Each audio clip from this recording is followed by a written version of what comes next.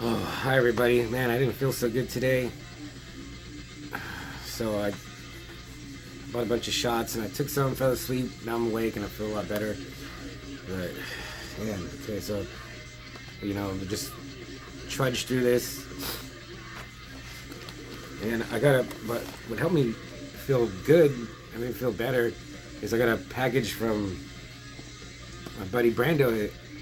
Brando, he sent me some comics and he sent me Raked of the Broken Land by S. Craig Zoller. S. Craig Zoller, he wrote Congregation of Jackals, and he wrote and directed Bone Tomahawk. Bone Tomahawk is awesome. I'm reading the book right now. As soon as I finish it, I'll definitely start this. So thanks, Brandon. I really appreciate it. And I just wanted to mention, I just opened this and I started reading it. And I opened to, where is it? The Carnage, it's Venom, Carnage Unleashed, and it was really good. I really liked it. It's written by Larry Hama, with pencil breakdowns by Andrew Wildman, and pencil finishes by Joe Rubenstein. The art's good. I don't like the way they draw Venom. The Carnage looks pretty cool. And Larry Hama, he wrote the old G.I. Joe comic, which is, the G.I. Joe comic is so good. But this is good, but it's just so cheesy, and you can tell like Hama is he's just having fun. So I don't know how you feel about Venom and Carnage. I really like both of them. Carnage is so fun. He's like reading this, he's like just the evil version of Deadpool.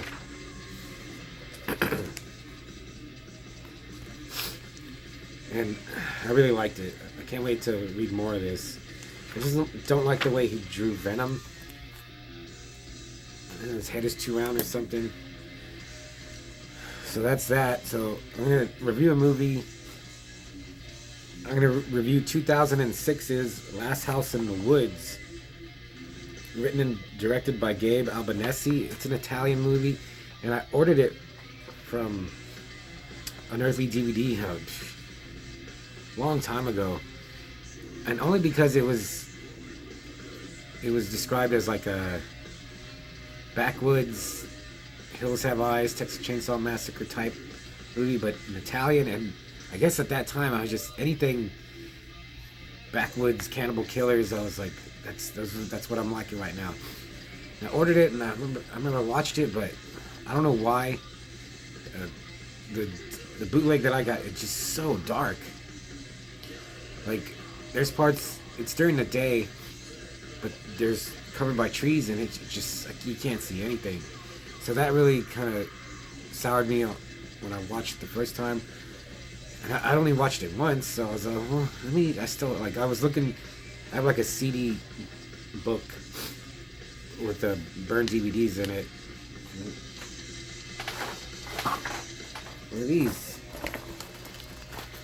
I just got burned DVDs all in here.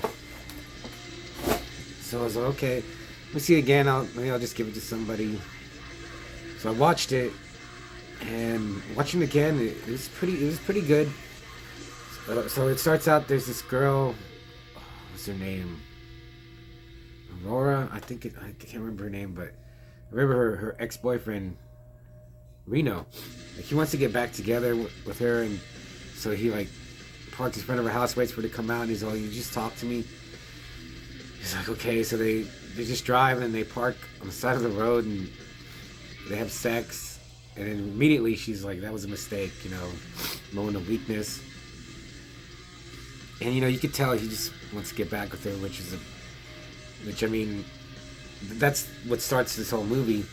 So, and then there's these three guys that are just driving around looking for trouble, and they see them, and they just jump out and attack them, and like they're looking for someone to rape. So they grab her, they beat the hell out of Reno, they throw him in the back of his like little hatchback, and they're gonna assault her when this car pulls up and this guy gets out. It's husband and wife, and yeah, just the husband and wife. And he confronts them, and they're like talking shit to him, and they're gonna mess him up too. And he pulls out a gun and like scares them off, and the husband's like, you two come back with us to my house. We'll get you cleaned up. We'll call the police or whoever. And when they did that, I was like, how come they didn't drive like Reno's car? Because his car was there, and I was like, that's a big. I guess they're just. I just overlooked it. So the family takes Reno and I call her Aurora. I don't think that was her name though. To their place, and they're getting cleaned up. And then the husband, he just starts kissing Aurora, and she's cool with it. And then their son comes in, and she freaks out, and I was like, what's wrong with him? He's got like, it's hard to see. Like, I thought he was supposed to be deformed or something, but he just has messed up fangy teeth. Not like vampire or like dog teeth or something. Hey, dog tooth. But she like is visibly shaken by his appearance, and she's like, I'm sorry. And then, it turns out the husband and wife are murderous cannibals, and they intend to keep them to feed their son. It's like I was unclear on like if it seems like they turned cannibal because the little boy, their son, he craved human flesh, so they would feed him. And I guess they never actually show the parents eating flesh, but I assume that they did. So Aurora escapes, and she's running through the woods. And at this point, I was like, oh, man, this is pretty good. It's just she's just falling. Everything is just getting worse. First, she almost got raped, and she falls into the hands of like some crazy cannibal family. And then she's running through the woods, and she sees an encampment with an RV. And she runs looking for help. And there's two, like, they're not like Hills Have Eyes, Texas Chainsaw level, but they're like one step before that.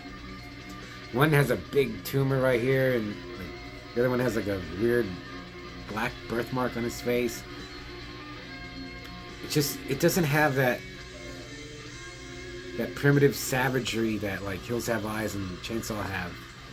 It seem like they're just trying a little too hard to be like that, but it's weird because I was like, only Americans can be that. I mean, not in real life, but in like movies. Only America can have depraved, like wild cannibals, like Chainsaw and Hills Have Eyes. But it was good enough. So they take her back to the first house, and they've already like cut off her. They had already cut off her boyfriend's leg, I think, before she escaped. They fed it to the boy, and he's eaten the whole leg. They didn't even cook it. And then the three rapists, they find the house, and they see what's going on, and we're gonna go in there, and they're just looking for trouble. I mean, it's pretty dumb. And then they go in, and they're fighting the cannibals. People get killed, and then one of the rapists, he saves Aurora, and at that part, like she's tied to a chair, and he gets her loose, and she's like, "Help me!" And he's like, "I'll get you out of here." And I was like, they just don't say anything about how he was gonna rape her, and I was like, I mean, they're gonna kill her. He was gonna rape her. I guess murder is worse, but they don't say anything. Like, he doesn't say, "I'm sorry for what I tried to do."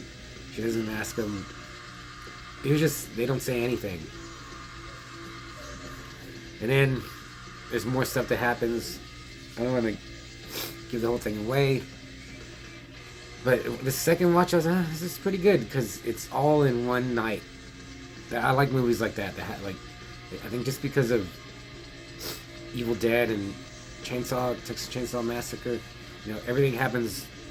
Like, once it gets dark, the horror happens, and then it goes all night, and you're saved by the morning light. So I looked it up on IMDb, and this is said to be like a micro budget movie, like really cheap.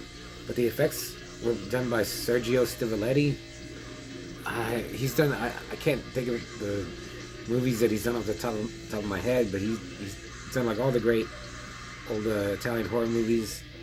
So the gore is pretty good. It's not as gory as like some of the reviews said. It is gory, but not. It's not like Brain Dead or what's another? Wow, Terrifier 2. It's not even like half as gory as those, but it's still pretty gory. Some good effects and there's a lot of blood. There's definitely a lot of blood. But I didn't look up where you could see it. Like, I don't even know where you could see this. I only ordered it because it said it was like, Chainsaw and Hills Have Eyes. So I'd give it a solid 3 out of 5. I don't know if I'd watch it again though. Just because it's, as I was watching it, I was like, man,